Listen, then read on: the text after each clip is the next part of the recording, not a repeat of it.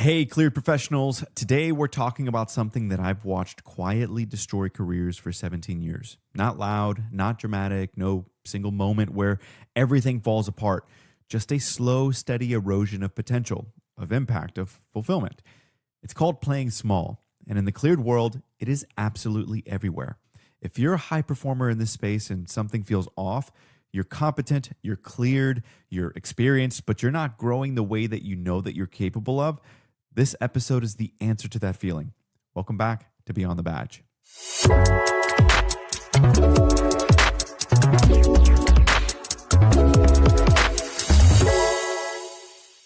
All right, I've hired over 1,700 cleared professionals in my career. Engineers, analysts, program managers, ISOs, cloud architects across most three-letter agency programs, you name it. All clearance levels, all experience levels, and I can tell you with complete confidence that the number one thing that separates the professionals who advance from the ones who plateau has nothing to do with their technical skills. It has nothing to do with their clearance level, and it has nothing to do with their years of experience. It's whether or not that they're willing to show up fully. The ones who plateau, they play small, and most of them don't even realize that they're doing it. So, what does playing small actually look like in our world?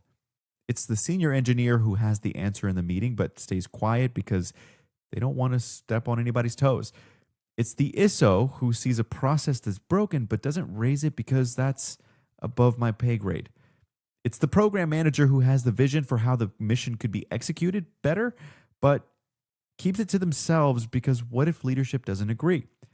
It's the cloud architect who's been on the same contract for 6 years, doing the same work, collecting the same paycheck, telling themselves that they'll make a move when the time is right. The time is never right, and that's the trap. Here's what I want you to understand about the cleared world specifically. This environment was designed to produce compliance. Follow the process, get the approval, stay in your lane.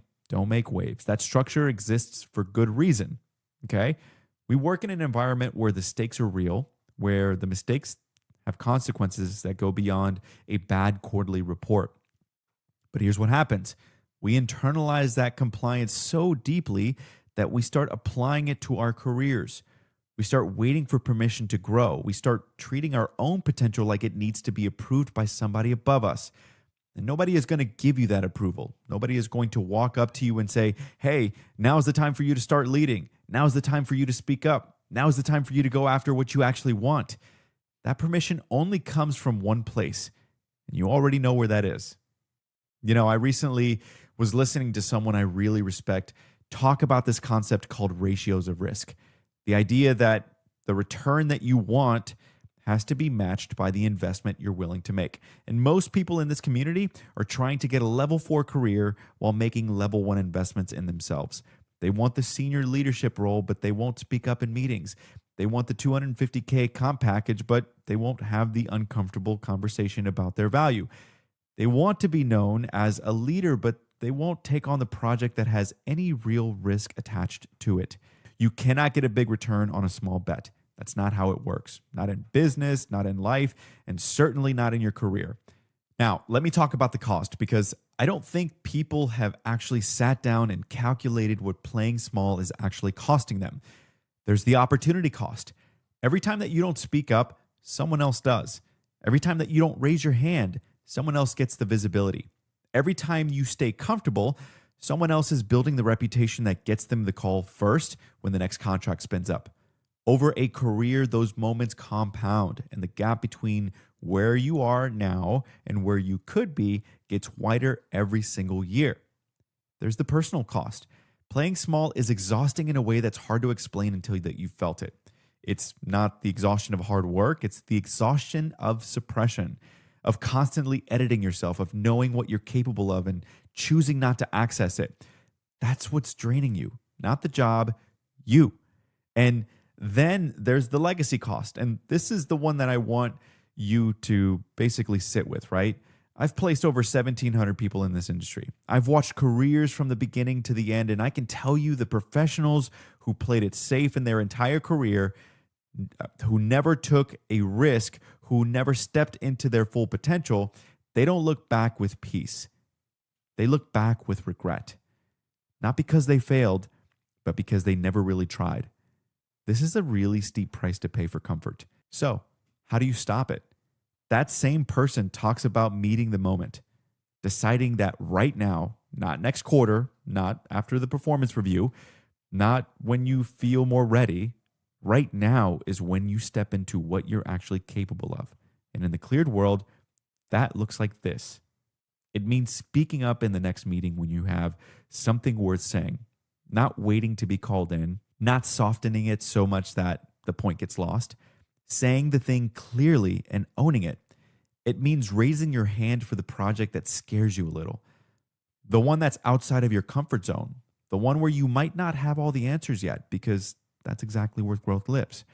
It means having the conversation that you've been avoiding with your manager about your career trajectory, with the recruiter about what you're actually worth, with yourself about whether the path that you're on is actually the one that you want. And it means you're doing it before you feel ready, because ready is a feeling that never fully arrives. Courage isn't the absence of fear, it's the decision to move forward in spite of it. Here's what I know after 17 years in this industry. The cleared professionals who build the careers that matter, the ones who get the call first, the ones who get promoted, who get recruited away to better opportunities, who become the people that programs are built around, they're not necessarily the most technically gifted people in the room. They're the ones who showed up fully, who took the risk, who spoke up, who led when nobody asked them to, who bet on themselves consistently, even when it was uncomfortable. That is available to you right now on your current program with your current team today. So this week, I want you to find one moment to play big. Just one. Speak up when you'd normally stay quiet. Raise your hand for something that stretches you. Have the conversation that you've been putting off, and pay attention to what happens after. Not just the outcome, but how you feel. That sense of being fully alive in your own career, that's what you've been missing. Once you feel it, you won't want to go back. You've been listening to Beyond the Badge. If this episode hit home, share it with a fellow cleared professional who you know is capable of more, because sometimes people just need someone to say it out loud. Connect with me on LinkedIn, follow us on YouTube, and find us on Apple Podcasts and Spotify. Just search Beyond the Badge. I'll see you next time. Stop playing small. The world needs you to show up.